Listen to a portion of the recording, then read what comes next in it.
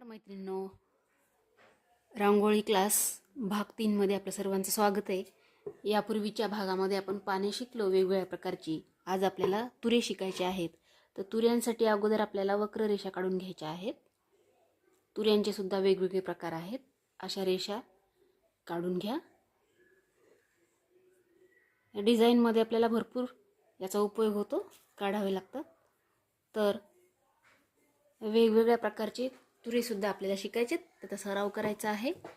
अशा वक्ररेषा अगोदर काढून घ्या आणि त्याच्यानंतर फक्त अशा त्यालाही वक्ररेषा देऊनच हे सुद्धा तुरे आपल्याला काढायचे आहेत. असे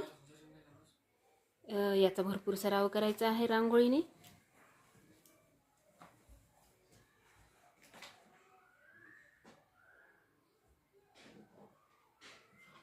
हा एक प्रकारचा तुरा झाला.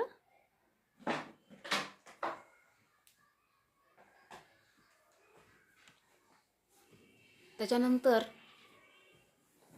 रेषेला थोडासा गोल आकार घ्यायचा. असा खालून वर घेऊ शकता किंवा असं वरून खाली, अशा पद्धतीने सुद्धा आपण हा तुरा काढू शकतो. तुम्हाला जेही सोपं जाईल ते काढा.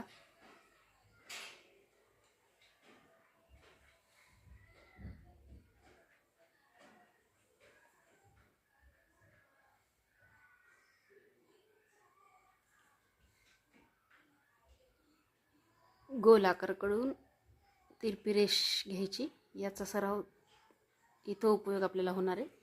हा एक प्रकारचा तुरा झाला. त्यानंतर लंब गोलाकार पान घेऊन दोन्ही बाजूने आपल्याला काढायचं आहे, म्हणजे तुरा तयार होणार आहे. हे बघा,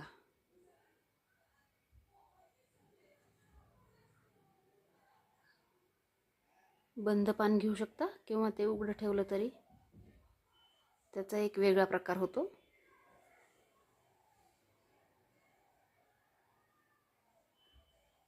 सुंदर असा तुरा आपल्याला तयार करता येतो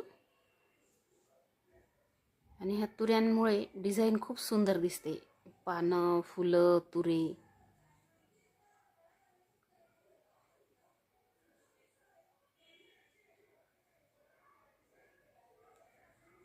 ठीक आहे.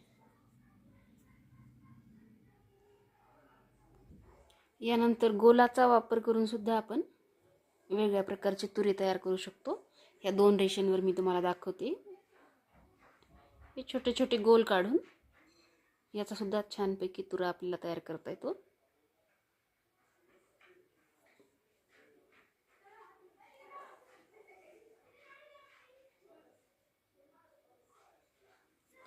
आणि यामुळे डिझाइन खूप सुंदर, आकर्षक दिसते. तुम्ही सुद्धा तुमच्या कल्पनेने वेगवेगळ्या प्रकारचे तुरे तयार करू शकता. फक्त याचा सराव करायचा.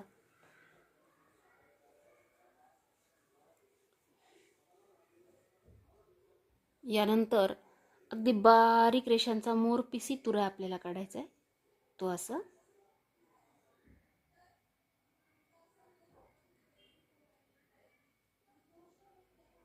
अगदी रेषेच्या जवळून तिरप्या रेषा घ्यायच्या आहेत.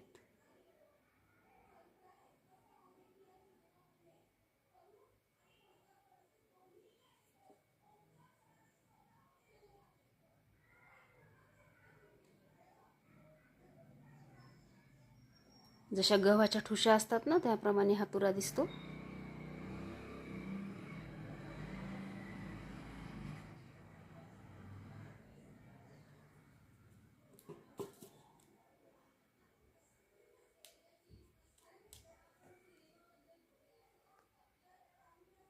याचाही सराव केल्यानंतर अगदी छान पद्धतीने आपल्याला तुरे काढता येतात. थोड्या अंतराने घेतले तरी वेगळ्या पद्धतीचे दिसतात.